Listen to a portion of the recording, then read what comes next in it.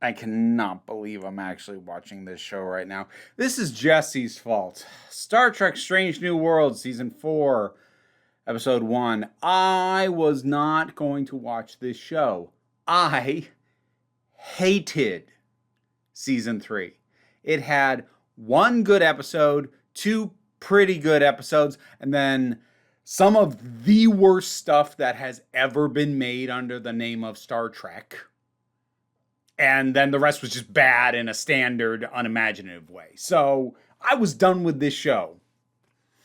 Unfortunately, my friend Jesse, being decently big within Star Trek commentary and on YouTube especially, gets screeners for this show. So she had informed me that it's actually been pretty good. Now, she did tell me up front the premiere sucks, but episode 2 is really good. So what I pledged to her, and thus now I'm pledging to you, is I will watch the first 2 episodes. If the second episode also sucks, I'm done. Because if she's telling me that that's it being good again and I still hate it, I'm done. If it's good, maybe I'll get through this frickin' season. But she was correct. The premiere sucks.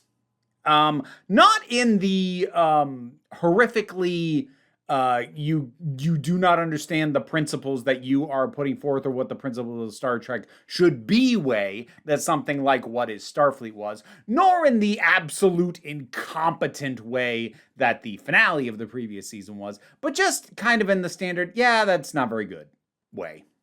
Look, I'm sure that if this has defenders, and I'm positive there are, they're pretty much all going to come at this from a stance of, look, it's just a fun ride. You're overthinking it. This episode just wants to be mostly fun. And, like, that's kind of fair. I sort of get that.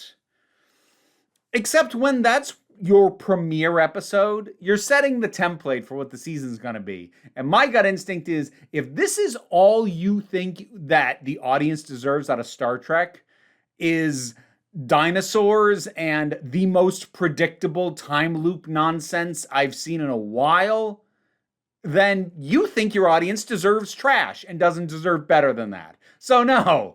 While, look, this is the kind of episode that if it had happened, if this was like episode 5, I brush it off and go, that was kind of low effort, but kind of fun.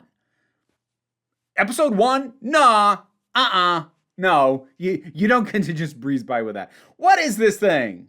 For folks who didn't watch. So, the holdover from last season is it kind of got suggested, or it might have even been said outright. This show's real bad at suggesting stuff. It has to say it outright, repeatedly, in the bluntest language possible. One of my issues with this episode, by the way. So it probably said it more outright than I'm remembering now. But it basically said that Pike does not necessarily have to have the future that we've always known he has, where he ends up, in the chair, the whole City at the Edge of Tomorrow bit. Which has kind of been a defining aspect of his character, is that he knows what's going to happen to him, but he's not going to try and stop it, probably because he accepts that he can, and he's just going to get what he can out of the time he has. The end of the last season, we have it implied that, like, maybe that doesn't have to happen. So what they're trying to do, they are kind of picking up on him now feeling like his future is more open, so we're getting a little bit of that. And they're trying to have the overall story of this episode sort of parallel his anxieties that maybe the future is inevitable regardless, because this is kind of a closed time loop thing, because Star Trek can never frickin' decide what its time travel rules are. And unfortunately not in like a fun Doctor Who sort of way where it's like, okay, if there are consistent rules, the Doctor knows them, but we don't. So you just have to go with it. No, Star Trek's just legitimately been really inconsistent about, and like, not even just this episode, like the franchise as a whole, been really inconsistent about how its time travel rules do or don't function. Speaking of Doctor Who, I did catch the Doctor Who reference that was dropped by Pelia. It was cute. Moving on. So they're kind of trying to parallel his notions that he's now carrying, that maybe his destiny isn't fixed, but then they're in the situation where the outcome basically is fixed, they will realize by the end of it. They don't really do anything with that. They're just kind of there. There's actually a fair amount of stuff they don't really do anything with. So there's this whole thing at both the very beginning and the very end with, like, obviously they didn't know what to do with Uhura. So they decided, oh, here's how we'll have Uhura have something to do, which is that we'll give her a cadet to mentor, and the cadet is a Vulcan asshole. And like, and normally I wouldn't put, the species front and center right next to asshole like that, but like, it is flatly set out by Ortega that like maybe this is just because of how Vulcan she is that she's like this. But like, you're oh god, they have the buildup of Uhura like going to meet this cadet and like being all excited, like I want to pass on that knowledge, and then meeting this cadet who basically immediately says, "Don't try and talk to me in Vulcan. Your accent is offensive, and you understand literally nothing about me, and I have no respect for you." Is basically what it amounted to. You could practice. They might as well have inserted on the soundtrack at that point. Wah, wah, wah. It was freaking, and it was pointless. It was pointless. It went nowhere and meant nothing because she only shows up again at the very end of the episode, so they can basically write her off. Because I checked IMDb, there's I think 3 episodes out at the time of my recording this. She doesn't show up again. So it's not like this is going to be a recurring bit. Did you really have nothing better for Uhura to do than this? Oh, dear God. I'll tell you, okay, this was kind of cute. They look like they're trying to build like a real animosity between Ortega as the pilot and Scotty as the head engineer because, he tries to keep the ship flying and she keeps pushing it to or beyond the limit, and it drives him up the wall. It's a dynamic that could be fun. So far, it has played out in very on-the-nose way. Everything in this is incredibly on the nose. Like, the instant they picked up that distress buoy, and like, it wasn't as soon as they picked up the distress signal. I was like, okay, what's going on? They get in there, and it's a buoy. And I'm like, it's their buoy.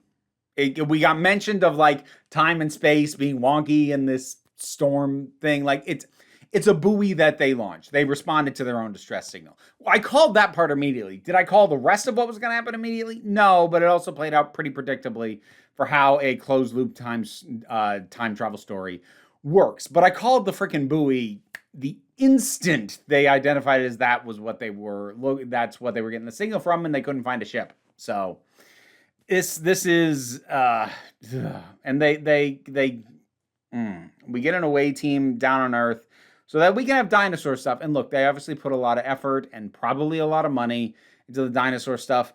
And some of it looks fine, but then there's other shots, especially some of the compositing, some of the shots where you also see the human actors and the dinosaurs in the same shot. Not good. There's some of the shots where like oh God. Like, I know a lot of it's green screen, but there's at least a couple of shots where, like, the away team is, like, stepping around or between these trees. And they must have been on a real set because those trees were the fakest, most plastic-looking, like, fake-looking at a kid's playground. Like, a plastic treehouse thing in the middle of a playground. It just looked like that. It looked so bad. I could not believe they put that on the screen. It looked atrociously bad. So, like, some of this looks okay. Some of it looks real bad. And the compositing between the two, not good. But I know that they're trying to just be like, wee, fun adventures with the dinosaur stuff. But also, like, with the dinosaur stuff, was the beginning of them just stating and restating and reiterating every single thing as they said it all the dang time. Like, this episode is loaded to the brim with either reiterations of the thing that was just said or lines that amount to, so that happened. Like this just feels like it. I don't want to go so far as to say it has contempt for the audience. I don't think it does. But this feels like it was created by people who think the audience have very low expectations and will be happy with with jangling keys, basically. That's what it feels like. And like when you have a jangling keys kind of thing, it can feel like the show actively has contempt for its audience, or it can feel like they just think that's all the audience wants. And this feels like the latter. It's still a problem, but I definitely don't want to start going, they hate their audience train, because that is honestly almost never the case. I'm not going to say it's literally never, but it's rarely never, and that is a line that a certain type of YouTuber likes to use, and I don't want to be associated with them. Anyways, moving on. I'd say the other major highlight, the performance for Commander Cassell, so the Martian commander. Her performance was really good. The writing for her was fine. It wasn't exceptional, but her performance did a lot to elevate that character because she does such a good job.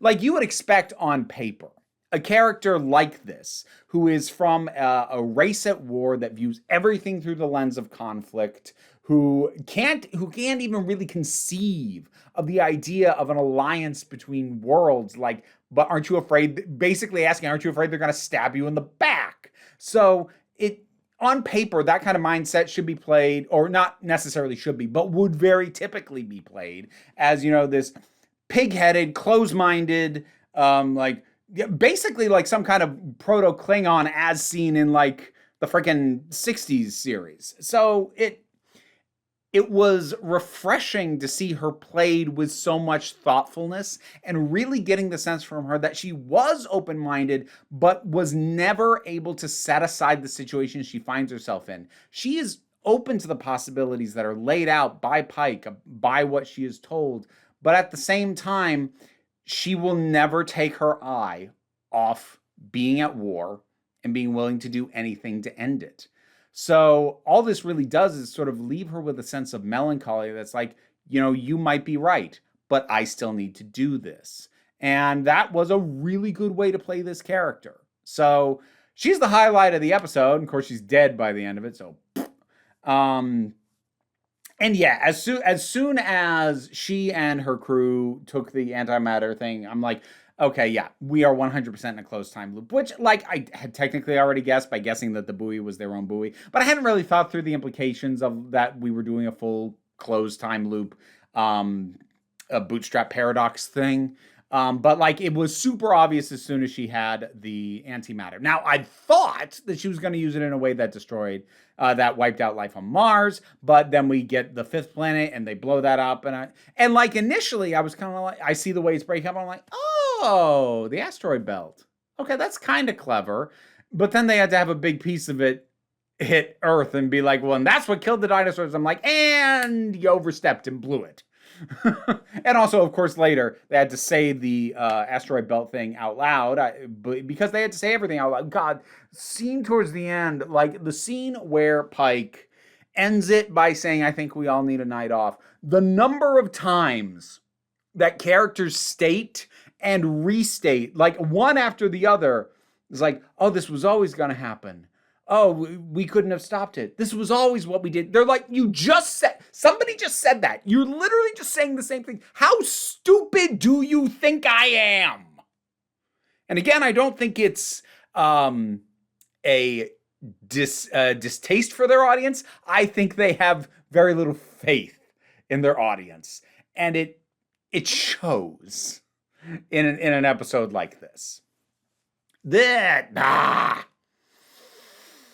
Yeah, no, it's clunky. It is unambitious. It has the most milquetoast intent in the world. It just wants to be like, hey, you ready for fun adventures? Because that's all we think Star Trek is. Great. We'll see what episode 2 is like. I may or may not stick around after that. We will see. Oh, Lord. But right now, I'm angry at Jesse for getting me to agree to do the first 2 episodes, because it means I have to watch this. I probably should have just skipped this. I probably should, because I'm willing to bet nothing that happens here is going to matter later. The freaking cadet character who I mentioned was introduced doesn't show up again, at least not another 2 episodes later. So there's probably literally nothing that happened here. that I needed. Like, literally the only thing continuity-wise I think this covers is that number one got a promotion. Okay. I don't think I even realized her rank wasn't commander. So I don't think I would have even noticed. Whatever, man. God, this show. Star Trek Strange New World, Season 4, Episode 1. What'd you think about it? Whatever your thoughts are, drop something down in the comments. Let's talk about it. Patreon pays the bills and enables me to do this as my living. Look, I'm trying. There are some good parts of this. There's one really good performance. And honestly, the other performances are fine. They just can't really elevate above the writing. But there is one performance that does. There was a couple of like little bits that were okay, but yeah. Like, share, subscribe. Any of that helps me out. Patreon's the much bigger help, but don't worry too much about it. We take a relaxed attitude around here so you can come on back next time you need a break. Good grief. And now to thank my highest supporting patrons.